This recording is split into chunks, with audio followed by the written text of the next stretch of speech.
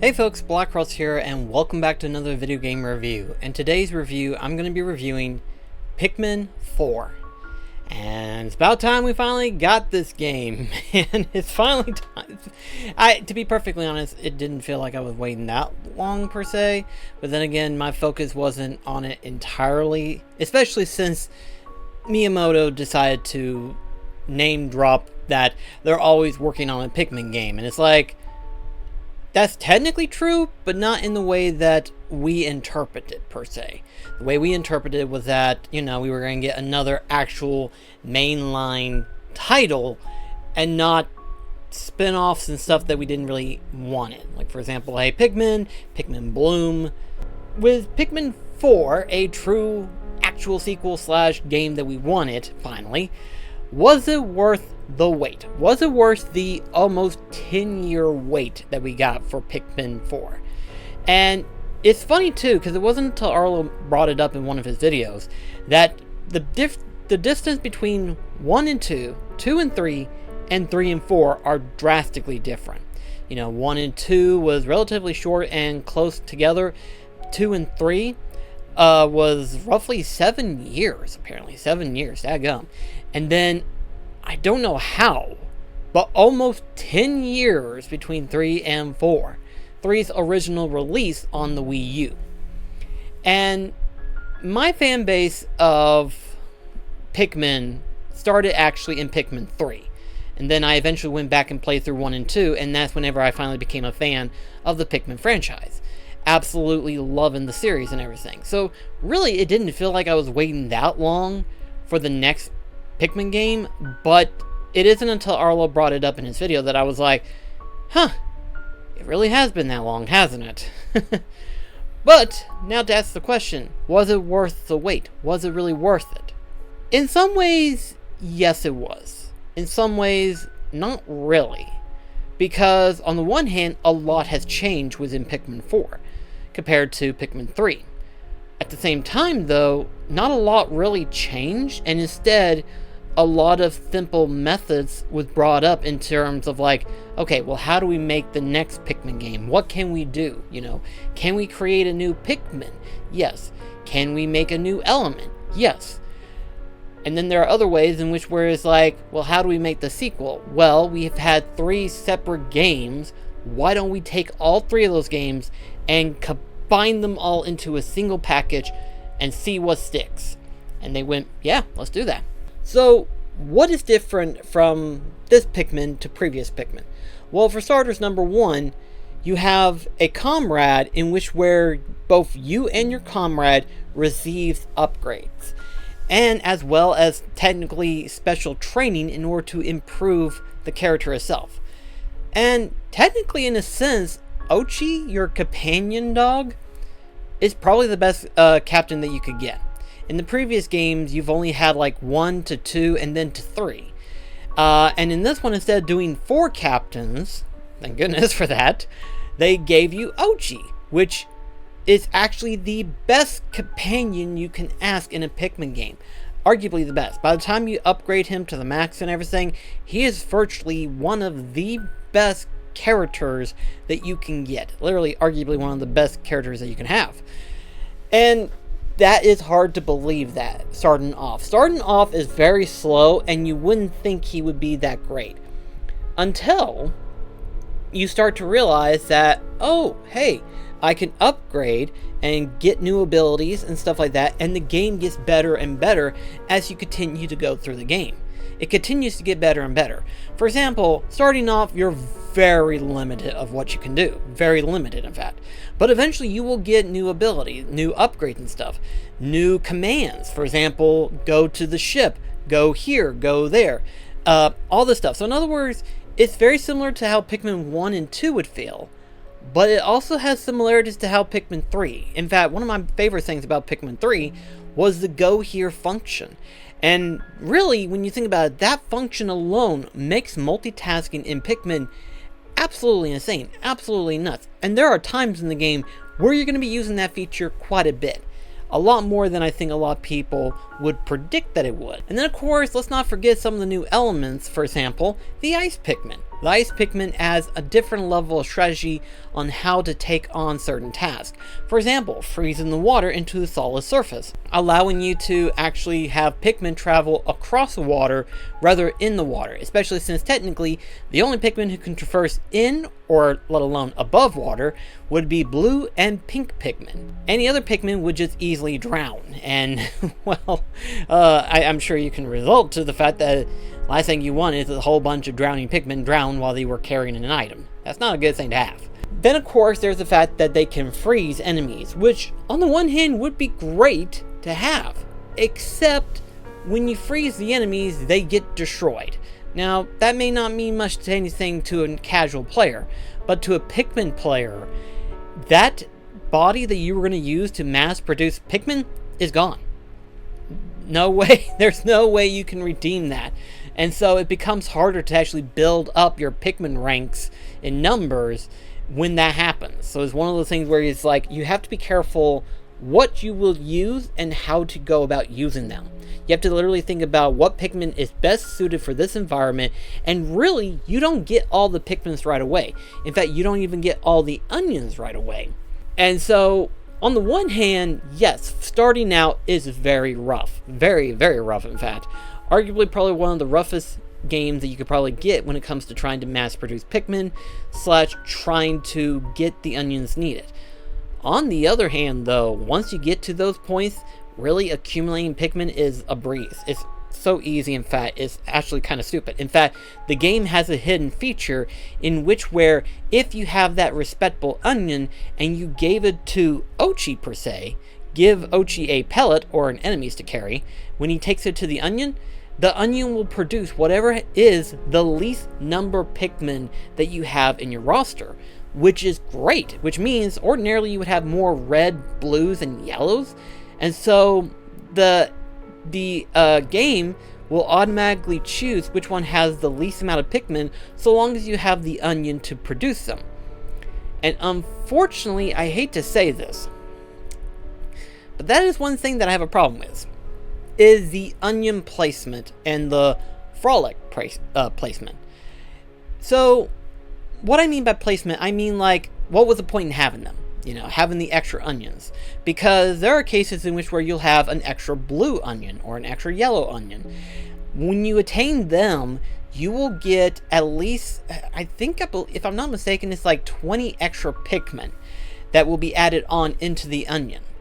Which isn't a bad thing, is really good. But I would have rather preferred to have an extra frolic or even a different color onion, because you can produce red, yellows, blues, and then ice, rock, and flying Pikmin. Note I haven't said anything about the white or the purple Pikmin, and that's because they cannot be reproduced ordinarily through a Pikmin way. The only way you can actually get more purples and white Pikmins is if you go into the cave that has the Pikmin per se and reproduce them that way.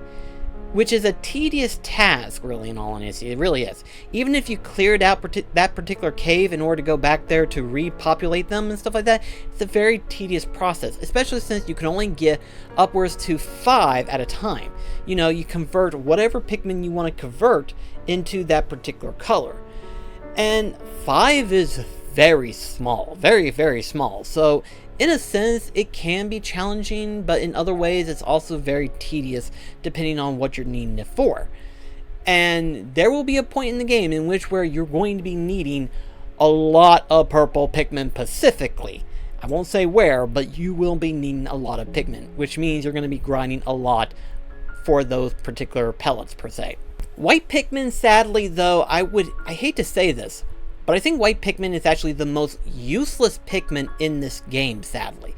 That is sad to say, because if you upgrade Ochi to where he is immune to the pollen/poison, I'm not even sure what is referred to as this time. Usually, White Pikmin is referred to as poisonous Pikmin, but in this case, it's like mold, or I'm not sure what it is referred to, but it's like, yeah, once you upgrade Ochi to have that ability alone, White Pikmin might as well not even bother having the White Pikmin, because then you could just have Ochi attack that particular area or attack that particular enemy that has the mold effect, and he'll kill them. So it's like, youch. Poor white Pikmin. And you get white Pikmin relatively late in the game. Like, insanely late. By the time you do get a white Pikmin, you'll have already gotten Ochi upgraded. So it's like, what's the point in having the white Pikmin then? The purple Pikmin makes sense. Rock Pikmin makes sense. Flying, blue, yellow, reds, they all make sense, especially considering their specific attributes as well as the environmental need for them.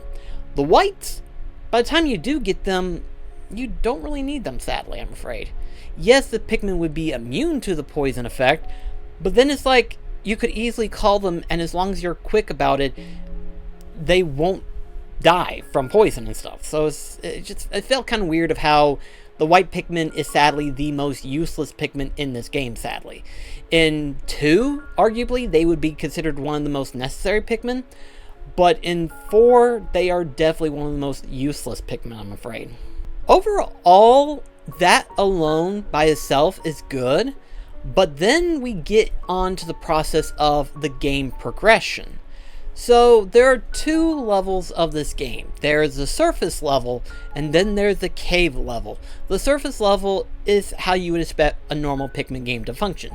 You gather items in order to use them to rebuild or restructure your ship. You try to gather refugees that are needed to be saved, because you're trying to rescue them and stuff like that. You're not just rescuing Olimar or anybody else, you're rescuing a lot more people that are needing to be saved. And it's ridiculous. It's like, you mean to tell me that everybody decided to come to this planet and not once did they read the report saying, they crashed twice, if not 3 times. Wouldn't it be a good idea not to go into this planet knowing what could happen to me? No, they just to dive right into danger, not realizing that, oh, I could be stranded on this planet. Wow. But yeah, you'll be rescuing a lot of refugees, you're going to be gathering a lot of items, and that's a lot. And let me just put it this way. There are a grand total of 6 areas. And at first, you're thinking to yourself, oh, this is actually pretty small, trying to figure out where Olimar is and stuff like that. But then by the time you do get to that point of discovering where Olimar is, the game continues on. Not just in terms of gathering refugees and stuff like that, but also because of another story segment that's going to be necessary later on. And it's like, holy shit, this game got even bigger. And it keeps getting bigger, not just because of the caves, not just because of the areas, but the depth that they went into in the story.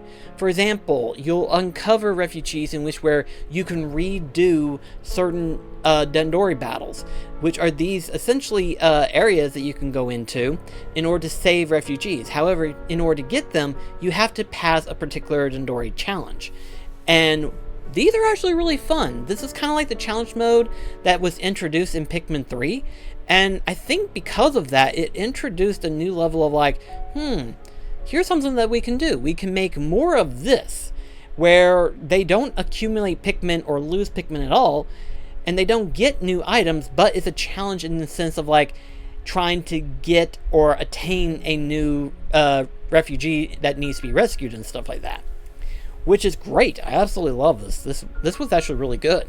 And so, as you continue saving more and more people, there'll be more and more side quests. There'll be more and more options for you. There'll be more and more ways of attaining materials, which are necessary for not only obstacle traversing, but also too for upgrading your equipment and everything like that. Everything gives you stuff, and it never ends. There's always something to do, and there's always something that tries to be done. And you can either continue through the main story, or you can continue attaining some of the other smaller stuff in order to clear out an area, in order to attain more materials, in order to upgrade more. There's so much stuff that can be done in this game, and it's absolutely insane as to how they actually have it mapped out. Then, they decided to do one more thing. Something that ordinarily they wouldn't even have to do, but they did. And that is that there is an optional story that you can actually interact with involving Olimar, which is sort of like how the first game is, where you have to get the 30 parts within 30 days. But in this game's case, it's 30 days in 15 days, which means you have to try to get 2 parts per day. And it's like, whoopsie! It was interesting. So in other words, you get to interact with Olimar and encounter his side of the story of what happened before he got stranded and the rescue team had to come in to try to rescue him and stuff like that.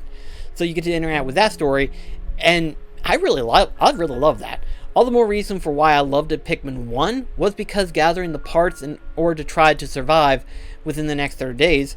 But if you played it multiple times, you can easily do it in less than 20 technically. And so when this came up, doing it in less than 15, I was like, whew, okay. A little bit of a challenge, but yeah, let's go for it. So it becomes definitely a rush.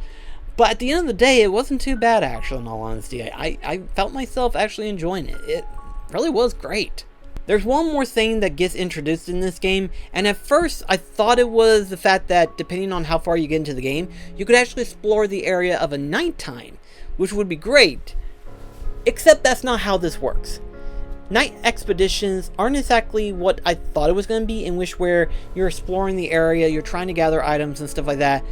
And once it gets to a point where it time's up for the day, instead of transitioning into the night expedition, you are having to go back into the ship and back to base and stuff like that.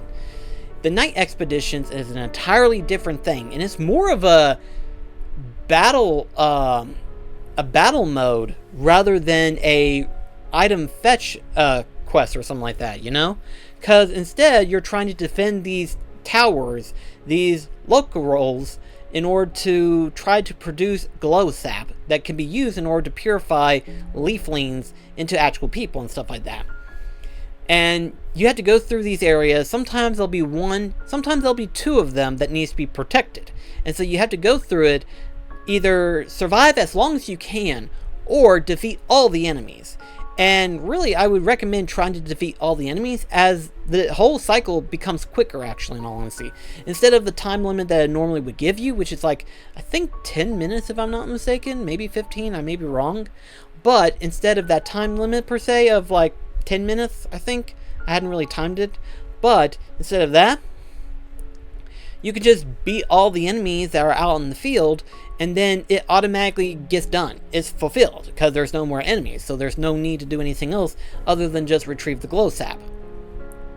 So in some ways, the night expedition it's like an extra challenge mode, per se. It's another challenge thing that can be done in the game and stuff like that. Which isn't bad, but I was actually hoping for a night mode in which where you actually have to survive the nighttime with your normal Pikmin.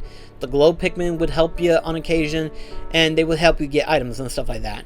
But the good thing is that even though the glow Pikmin are mostly used on the night expeditions, if wanted to, you can get glow seeds, which are used in order to produce more glow Pikmin. And they can be either used on the night expeditions or during your cave explorations, which is great because that adds an extra layer of Pikmin that you can use in order to go through the area. Very rarely, though, did I ever use them in the cave expedition, but I definitely use them a lot in the night expedition in order to build up my army of glow Pikmins, in order to kill the enemies a lot quicker, to build up more Pikmin in the long run and stuff like that. It helps out so much just to have the glow Pikmin seeds in order for, say, like, if you need them, you have them in whatever way you want to. So on the one hand, the end product is amazing. Absolutely wonderful. Starting off, it may be a little bit slow, and for some people, they may not like that. But if you're willing to stick to the game in the long haul and just, you know, try to play through it, you know, get the parts, or not get the parts, but get the items, get the refugees, get upgrades, so on and so forth. Once you get far enough into the game, and once you start to build up your equipment and everything like that, and once you start to understand what is necessary in order to play through the game successfully, this surprisingly ends up being a really good game. A really good Pikmin game, per se. In fact, it's very tempting. It's very tempting. But, do I like it better than Pikmin 1? Aesthetic-wise, no. I like Pikmin 1's aesthetics. It's very simplistic and straightforward, and really it's easy to pick up and play it at any time. Pikmin 4, if you wanted a longer Pikmin game, you got it. This game will keep you busy. It took me, according to the game, a total of 60 days, close to 60 days, and over 30 hours of gameplay time. So it's a long game. Most Pikmin games can be beaten within like a couple of hours or so, depending on how you go about it and stuff like that. But Pikmin 4 took me 30 hours. That is insane. Overall, I think I would give Pikmin 4 a 4 out of 5 star, per se. I want to give it a 5 out of 5. But part of me is a little hesitant in the sense of the fact that not everyone's going to like Pikmin. I know for some people they may be a little bit hesitant in the sense of like how you're going to be able to get all the items needed. They may not like the slow progression that it has. Like, it's very tediously slow, it feels like half the time. Even the dialogue is pretty slow, unfortunately. But once you get into the main game and once you get far enough in terms of upgrade, this can be a really good game. This can be a really enjoyable and fun experience. And the way the story is in Pikmin 4, I would argue and say that you don't technically have to play the previous 3 games in order to play through the 4th one. Really, in all honesty, technically, any Pikmin game can be played at any time, technically. Because really, the story doesn't play that big of an impact in terms of, like, say, how to play the game and stuff like that. Because really, in all honesty, they retell you everything about the previous Pikmins and stuff like that, and they retell you about certain mechanics and stuff like that. So really, you can play any Pikmin at any point in time, and you can play through 4 and get the enjoyment that you want out of a Pikmin game. In fact, I highly recommend playing through the demo first to see if you would enjoy it or not. But even playing through the demo, I feel like you wouldn't get the full experience of what Pikmin 4 has to offer. There's a lot of stuff that can be done, there's a lot of stuff that can be given to you, and there's a lot of features that you ordinarily wouldn't unlock until you get a certain point in the game in which where you will unlock that ability and stuff like that. There's so much that can be done in the game, and there's a lot of side quests, a lot of stuff, and really, it's just absolutely wonderful, and I absolutely love this game, so I'm going to give this a 4 out of 5. Well guys, thank you so much for watching, and I'll see you in the next video. This is BlackCross signing off. Catch you guys later.